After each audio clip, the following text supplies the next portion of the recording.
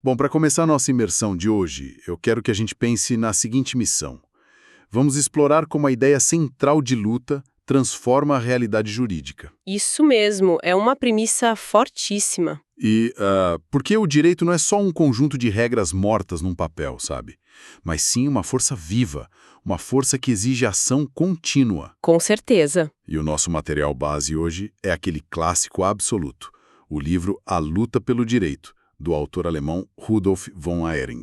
Olha, eu diria que esse mergulho é um prato cheio, tanto para mentes curiosas em geral, quanto para o pessoal que está bem no comecinho dos estudos de direito. Tem muito juridiquês, né? Mas o livro desmistifica tudo isso. Ele vai direto para o coração da moralidade humana e da conquista das nossas liberdades civis. Perfeito. E a premissa central para quem está acompanhando a gente é muito bem ilustrada por aquela imagem clássica da justiça. Aquela estátua de olhos vendados com a balança numa mão e a espada na outra. Clássica. A gente vê o tempo todo em fóruns, tribunais. Exato. E o Ehring diz que a balança sem a espada é tipo a impotência do direito. Fica só na teoria. E a espada sem a balança. Aí é só força bruta, barbárie. O nosso foco hoje é entender por que o dever ético de empunhar essa espada, de reagir contra as violações, é o que mantém a sociedade estruturada e de pé. Bom, se a justiça precisa de uma espada, a grande pergunta que fica é: contra o que exatamente essa espada precisa lutar no desenvolvimento histórico do direito? Para entender isso, a gente precisa olhar para o conflito de teorias da época. O Ehring não escreveu no vácuo. Ele estava batendo de frente com a chamada escola histórica. Liderada pelo Saving e pelo Pusta, certo? Isso mesmo. E eles acreditavam que o direito evoluía de um jeito orgânico, sabe? Indolor, totalmente silencioso. Tipo a linguagem. Exatamente tipo a linguagem. Eles usavam a metáfora de que o direito crescia como uma planta silvestre. Uma planta crescendo na floresta. Sem esforço, pacífica, a sociedade muda e as leis naturalmente se adaptam. Faz um certo sentido intuitivo, né? Parece um progresso civilizatório inevitável. Parece, mas o Ehring diz que isso é uma ilusão perigosa. Ele refuta isso dizendo que todo direito que existe no mundo foi conquistado mediante luta contínua. Nenhuma norma brotou suavemente do chão. Porque as normas antigas têm interesses por trás, né? Muito poder e dinheiro envolvido. O texto até usa uma metáfora bem marcante sobre interesses enraizados. Um polvo gigante. Um polvo. Imagina um polvo preso ao leito do oceano por 1000 tentáculos. Para arrancar ele dali, você precisa de muita força, exige dilaceramento. Nossa, pesada a imagem. Tem aquela outra frase famosa dele também, né? Que o direito é Satúrio que devora seus próprios filhos. Essa é genial. Significa que o direito só consegue rejuvenescer destruindo o próprio passado, destruindo as próprias instituições que ele criou. Certo, vamos desdobrar isso um pouco mais.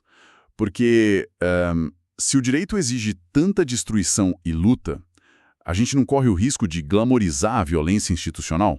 Como assim? Digo, pensar no direito como uma planta é romântico, mas ver ele como um deus canibal o assusta. Na minha cabeça, a analogia muda de um jardim botânico para um canteiro de obras gigante. Um canteiro de obras. Gostei. Porque para construir um prédio novo, você não fica esperando o velho cair sozinho. Tem que trazer maquinário pesado, demolir tudo, tem poeira, barulho. É doloroso, sabe? Sua analogia é perfeita. A abolição da escravidão, o direito ao voto. Nenhum desses direitos caiu do céu só porque a sociedade, entre aspas, evoluiu organicamente. O choque foi necessário. Até porque ninguém larga o poder sorrindo. Exato. E compreendida essa dor na escala macro e histórica, a gente precisa descer para o nível micro. Ou seja, como essa luta aparece nas nossas batalhas do dia a dia. É aí que o texto brilha para a vida moderna. Hoje, a gente costuma tratar pequenos litígios judiciais como uma operação aritmética de perdas e ganhos. É a famosa moral da comodidade, né? A pessoa pensa que não vale a pena o estresse de brigar. Diz que defender o seu direito não é sobre o valor do objeto. É um dever de autopreservação moral. É sobre dignidade. E a afirmação da própria personalidade. Isso. O texto usa o caso fantástico do consumidor cotidiano do século XIX. O viajante inglês e o viajante austríaco. Conta esse caso pro pessoal, é muito bom. Imagina que os dois estão viajando pelo continente. E um hoteleiro ou um cocheiro tenta enganar eles com uma cobrança abusiva de uns trocados a mais. Uma daquelas taxinhas inventadas. Bem isso. O austríaco simplesmente paga a conta injusta, vai embora pro trem e evita a dor de cabeça. Ele faz a conta matemática. É mais barato pagar do que brigar. E o viajante inglês? O inglês recusa. Ele não aceita ser enganado. Ele adia a viagem, se hospeda por mais dias e gasta uma verdadeira fortuna em honorários. Muito mais do que os trocados que o hoteleiro cobrou. Muito mais. Mas ele não faz isso pelo dinheiro. Ele faz porque naquelas poucas moedas está em jogo o respeito à lei e o peso político da velha Inglaterra, como diz o texto. Mas ele sente isso mais do que o austríaco. O livro explica que a dor moral de uma ofensa varia. Um camponês luta até o fim por um palmo de terra, porque é a base do trabalho dele. E um oficial militar? Luta pela sua honra, que é a base da sua coragem. E o comerciante briga pelo seu crédito. A dor bate onde ameaça a condição fundamental da pessoa. Aqui é que a coisa fica realmente interessante. Porque racionalmente, olhando para a nossa vida corrida de hoje, não seria mais civilizado simplesmente deixar para lá uma cobrança indevida de poucos centavos? Mas aí você está voltando para a moral da comodidade. Mas pensa assim, arrastar todo mundo para um tribunal cansa. Só que eu vejo ignorar essas pequenas fraudes como deixar pequenos cupins no alicerce de uma casa de madeira, É uma ótima forma de visualizar o problema. né? Porque você olha e pensa, é só um cupinzinho. Mas uma hora a estrutura inteira desaba. Exatamente. Se a recusa em aceitar pequenos abusos protege a casa inteira, essa atitude individual vira um dever para com a sociedade. Uma responsabilidade coletiva. É o que ele chama de solidariedade do direito. O texto compara a pessoa que foge de lutar pelos seus direitos a um soldado, Um soldado que deserta o posto no meio da batalha. E quem foge prejudica todo mundo. porque a omissão fortalece a audácia do inimigo. O estelionatário ganha confiança, porque sabe que ninguém vai reclamar. Nossa, sim. A ilegalidade se institucionaliza. Mas como o povo mais simples compreende isso, se não tem formação jurídica? Pela anatomia da dor moral. O Iering é brilhante nessa parte. Ele diz que a gente não precisa conhecer o pulmão ou o fígado para sentir uma dor física, certo? Certo, a dor é o alerta do corpo. Da mesma forma, o povo não precisa de teorias abstratas para sentir a dor moral de uma injustiça. É o instinto de autopreservação moral apitando. É aquele nó na garganta quando a gente é enganado, né? Exato. E o que é fascinante aqui é que ele criticava duramente a jurisprudência moderna da época dele por causa disso. Por quê? O que a jurisprudência estava fazendo de errado? Eles estavam rebaixando a injustiça a uma mera questão de indenização em dinheiro, ignorando a satisfação do sentimento moral ofendido. Tipo, reduzir a honra a uma planilha do Excel. Tem aquele caso da cozinheira, não tem? Isso. A cozinheira ou o professor particular que abandona um contrato do nada, o dinheiro que a família recebe de volta não apaga a humilhação do desrespeito. Então, isso significa que cada cidadão comum que entra com uma ação num juizado de pequenas causas é, na verdade, um atalaia defendendo o Estado de Direito? No fundo, sim. É a trincheira do direito. Mas exigir essa postura não é colocar um fardo pesado demais sobre o indivíduo? A vida moderna já é tão exaustiva. Se toda quebra de expectativa exigir que a gente vá para a guerra, o sistema não entra em colapso. O texto diferencia erro de boa-fé de pura má-fé. A guerra é contra o arbítrio puro e o desprezo. E a alternativa de não brigar é muito pior. O que nos leva para a parte mais sombria dessa história. O que acontece quando o cidadão tem a coragem de lutar, mas as instituições do Estado falham, se corrompem ou traem a justiça? Aí a gente entra no que o texto chama de assassínio da justiça, o Justizmord, quando a lei se torna própria injustiça. E a luta pela lei vira uma luta contra a lei. Exatamente. E o caso que abre e ilustra isso perfeitamente é a figura trágica de Michael Kohlhaas. Eu fiquei muito chocado quando li sobre ele. Um homem bom, criador de cavalos, super pacífico e religioso. E que teve seus cavalos roubados por um nobre. Ele tentou todas as vias legais. Tribunais, advogados, petições para o soberano. Mas os juízes eram corruptos, O sistema barrou ele em tudo. E aí algo quebra dentro dele. Ele se transforma num rebelde que aterroriza o país inteiro. Ele junta um bando armado e incendeia propriedades. Mas o detalhe mais forte é que o autor não chama ele de monstro. Não, porque ele não fez isso por vingança vil. O Estado empurrou ele para a ilegalidade.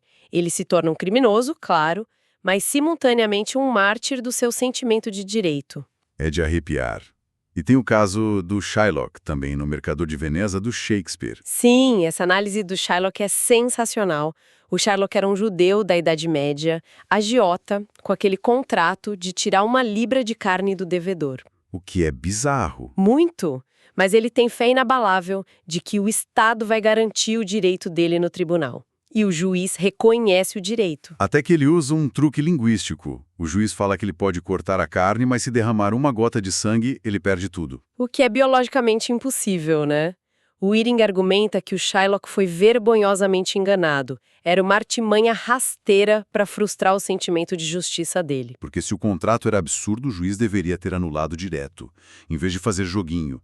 E o Shylock grita, eu invoco a lei. Exato. E quando o juiz faz a pegadinha, não é só o judeu que cai derrotado ali.